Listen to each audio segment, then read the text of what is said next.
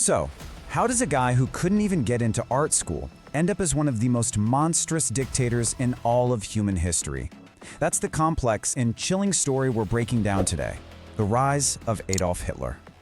To really understand this, we're actually going to start at the end. Picture this, it's 1945. World War II is just about over. An 11-year-old German boy named Helmut overhears his father, a loyal Nazi, say these exact words to his mother. And the feeling behind them? Pure terror. You know, that family's private moment of horror really gets to the heart of the big question. How on earth did an entire nation get to this point? A point of such complete and utter fear and destruction? To understand that ending, we have to stick with this story of fear for a minute. What happened to Helmut's family next is, well, it's just devastating. The very next day, his dad takes them all out for one last picnic. And then he goes to his office and shoots himself.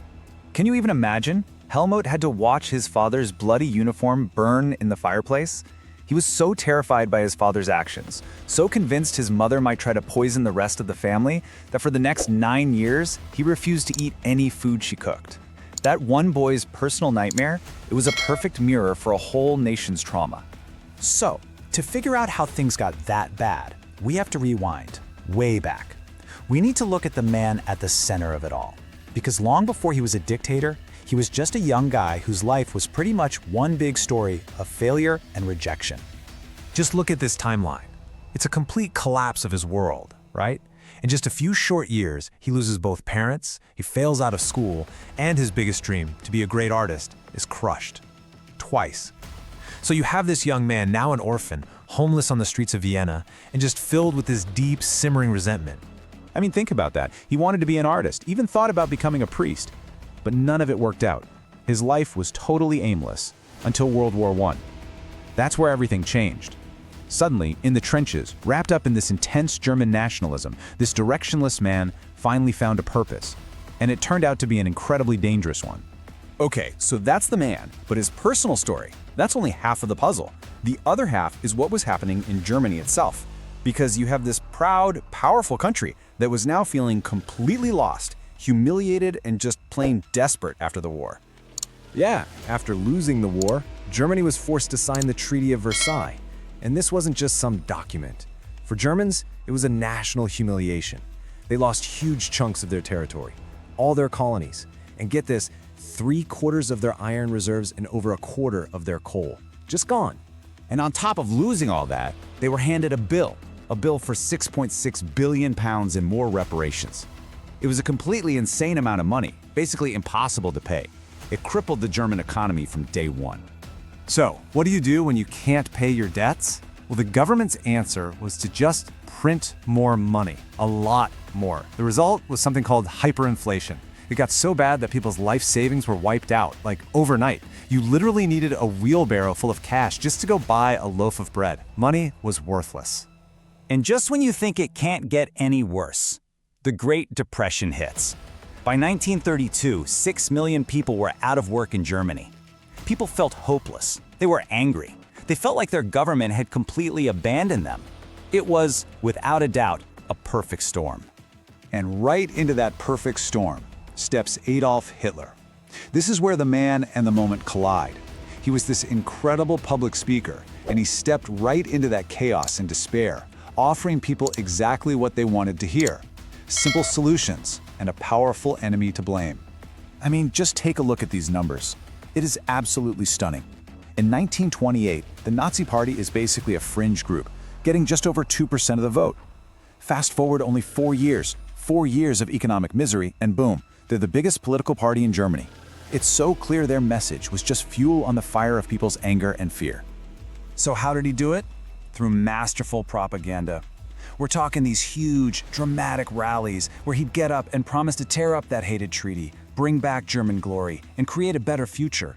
And this is so crucial, he gave them a scapegoat. He told them exactly who to blame for all their suffering: the Jewish people. And once he got a taste of power, he moved fast. I mean, terrifyingly fast. He's made chancellor in January 1933.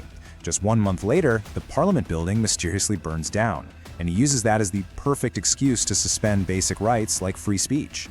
The final nail in the coffin was something called the Enabling Act, which basically gave him the power to do whatever he wanted, no questions asked. And just like that, in a matter of weeks, German democracy was dead. So now he has total, absolute power. And this is when he and the Nazi Party really start to force their twisted, hateful ideology onto every single part of German life. At its core was this incredibly brutal idea of a racial hierarchy. At the very top, you had the so-called desirable Aryans, blonde, blue-eyed, pure. And then at the very bottom, you had the undesirables. This is a long list. His political opponents, people with disabilities, the Roma people, and right at the center of it all, Jewish people, who were painted as the ultimate enemy. And to make sure this nightmare vision would last, they went after the kids. Schools were turned into brainwashing factories. Textbooks were rewritten. Children were taught to literally worship Hitler and to hate Jews.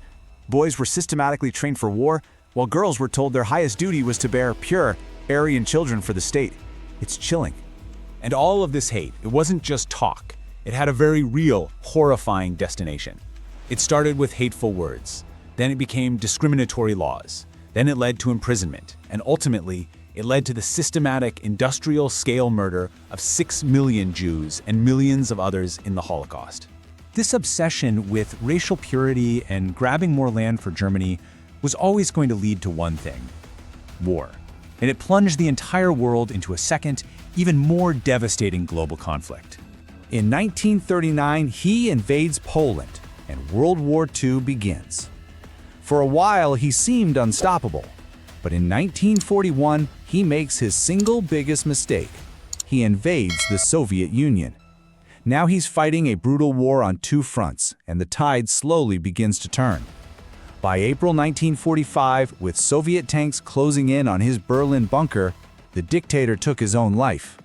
When you step back and look at the final cost of his rise to power, it's just staggering, almost impossible to wrap your head around. The Nazi regime and the war it started were responsible for the deaths of tens of millions of people, leaving a continent in ashes and a scar on human history that will never, ever fade. This whole story is such a stark reminder of how a single leader can exploit a nation's deepest fears to build something truly monstrous. And it leaves us with a critical question, not just for the past, but for right now. What are the warning signs we should all look for when fear, anger, and the promise of a glorious past start to shape a society?